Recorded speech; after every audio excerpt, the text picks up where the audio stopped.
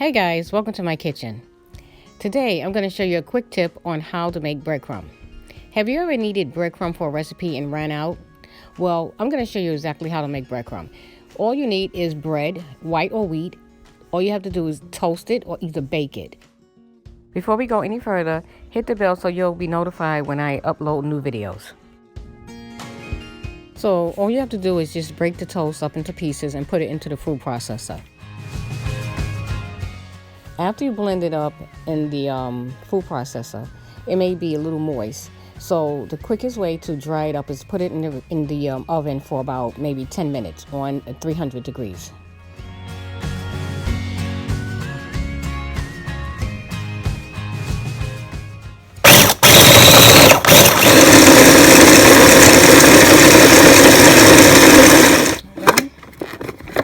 This is what you have right here, breadcrumb.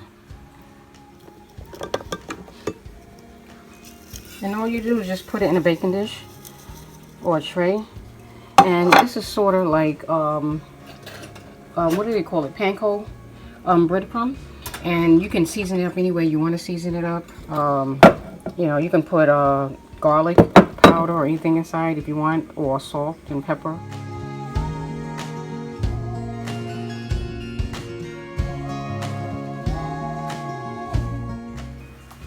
Okay, so now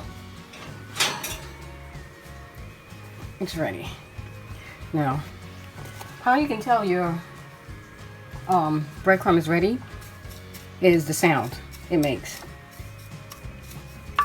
So that's how you know when it's all dried out. All right, so if it doesn't sound crunchy like this, then that means you have to put it back in the oven a little bit longer and dry it out. I have some cheese, dried grated cheese, and I have some oregano, some onion powder, and garlic. And I also have some chicken broth, which I'm going to add for flavoring. So I'm just going to start off with adding the garlic to this. I don't want to put too much because I don't have that much breadcrumb. So I'm just putting a sprinkle of everything. So this is the onion powder. And I'm going to put a little oregano. And you can put whatever you want to put in it. You can put parsley, dry parsley, basil, whatever you want to put. So I'm going to add some cheese. And I'm going to add a little bit of the chicken broth for the saltiness. I'm not going to put a lot, just a little bit. I'm going to mix everything together. And just taste it as you go to see if you need a little more of this or a little more of that.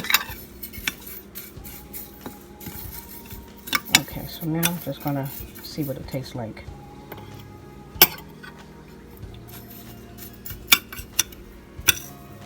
I don't need that much. Just a little bit. Okay. It's perfect. Okay, that's just enough of everything in here. And that's basically how you make breadcrumb. And this, you can store this in the freezer for up to 6 months. Well, ladies and gentlemen, that's all to it. This is all you have to do to make breadcrumb.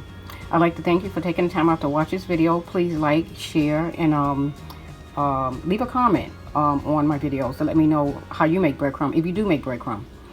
Until next time, have a good day. God bless. Bye-bye.